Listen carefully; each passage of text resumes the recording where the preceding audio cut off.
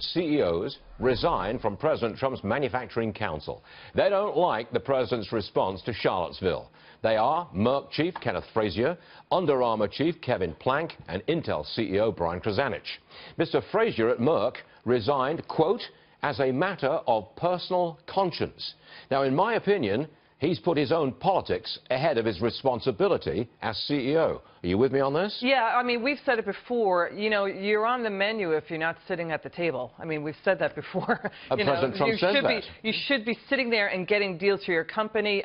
You know, it's interesting who is staying. Johnson & Johnson, the CEO, Alex Gorski, is staying for now. Yeah. Richard Trumka, who runs the AFL-CIO, he's staying on that business council. You know, Michael Dell is sitting tight. So is GE's Jeffrey Immelt and Steve Schwarzman from the Blackstone Group. Okay, but Mr. Frazier is out for personal political reasons. I wonder what the judge thinks about this. Just so happens that he's sitting next to me. I can ask him very easily. Let's see, where in the Constitution is this? No, this is not a legal question. It's not a constitutional question. I'm not quite sure what kind of question it is, but here it is. I guess it's a personal moral question. Can you participate in some entity because you disagree with the president? Should you overlook your personal disagreement with the president for the good of your shareholders? Well, wait a second. Surely the CEO of a publicly traded company has his first responsibility to the interests of his shareholders. Absolutely. The owners of that private enterprise company. They have employed him. So Mr. Frazier has put his personal politics ahead of that responsibility to his shareholders. He must be making the judgment that this is what the shareholders want. Because if he's not making that judgment, then he's not doing his job.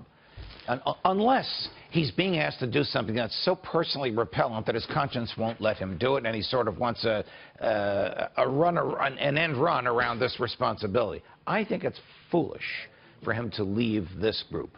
I think the group that the president has put together represents a massive amount of investment in America's future, and he's unwise to leave. And the president immediately tweeted about drug prices from companies like Merck.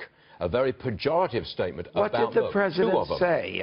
I haven't got the precise wording in front of me. It was an ad hominem attack about you go back to work and lower your overinflated prices or something like that. It was a typical Donald Trump tweet, which made the point to his 12 million tweetees. I can see shareholder lawsuits against Merck's CEO because he has put his personal politics ahead of their interests. I don't think such a lawsuit would pass the motion to dismiss. Who was harmed by this? You're showing the shareholders.